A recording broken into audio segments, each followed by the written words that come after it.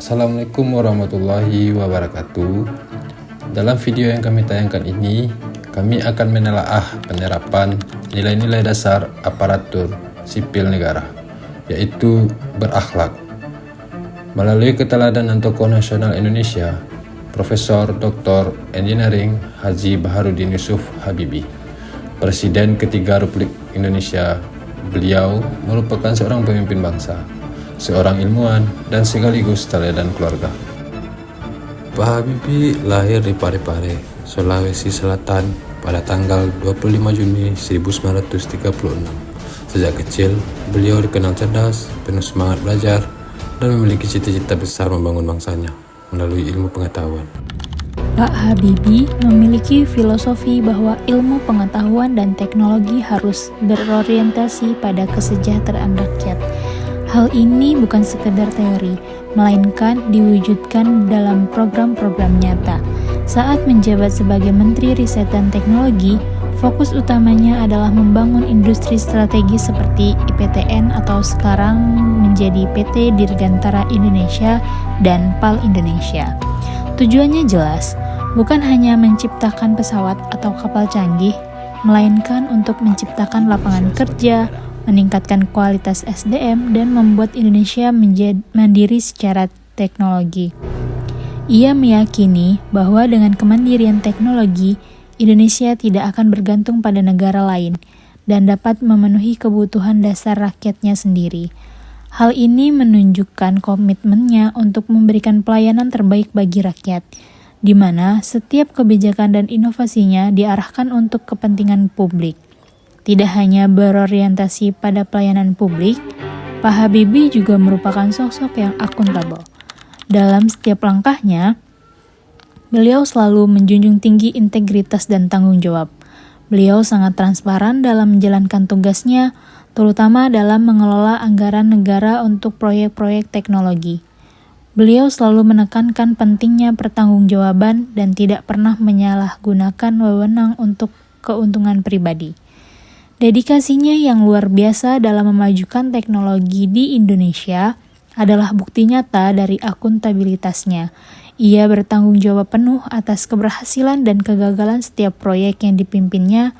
Bahkan ketika Indonesia dilanda krisis moneter, beliau mengambil alih kepemimpinan dengan penuh tanggung jawab, berusaha keras memulihkan ekonomi dan menunjukkan sikap kepemimpinan yang berani.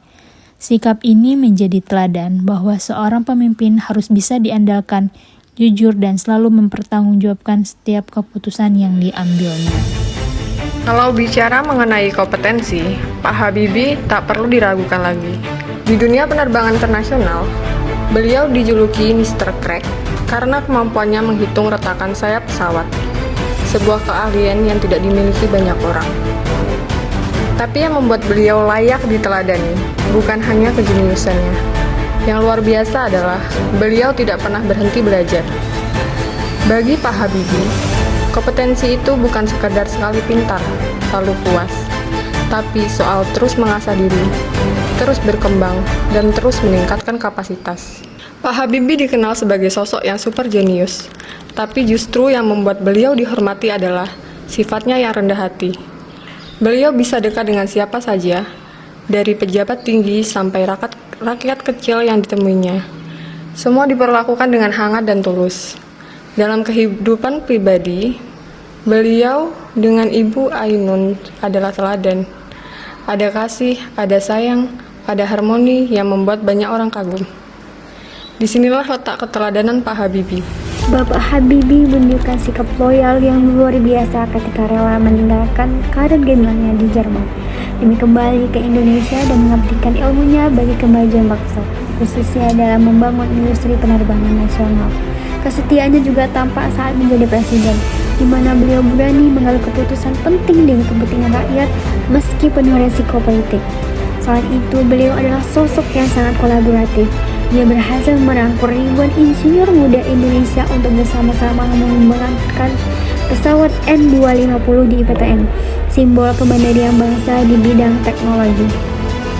Bahkan, di masa transisi reformasi, Beliau berkolaborasi dengan berbagai elemen bangsa, baik itu akademisi, mahasiswa, militer, hingga tokoh masyarakat untuk menjaga stabilitas negara dan memastikan demokrasi berjalan dengan damai.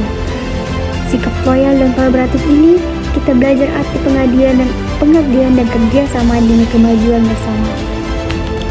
Pak Habibie merupakan sosok teladan yang mencerminkan nilai adaptif dalam kehidupan berbangsa dan bernegara.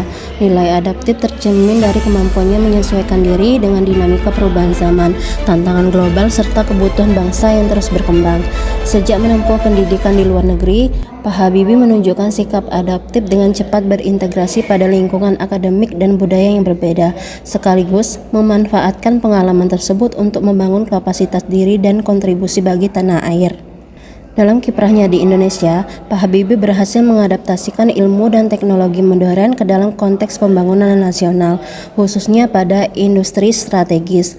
Ia menjadi pionir dalam pengembangan teknologi kedirgantaraan dan mampu menghubungkan inovasi global dengan kepentingan bangsa.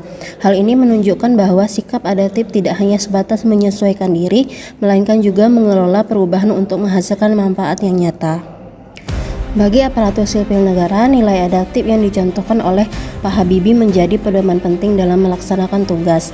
ASN dituntut untuk responsif terhadap perubahan, terbuka terhadap inovasi, serta mampu mengelola tantangan menjadi peluang.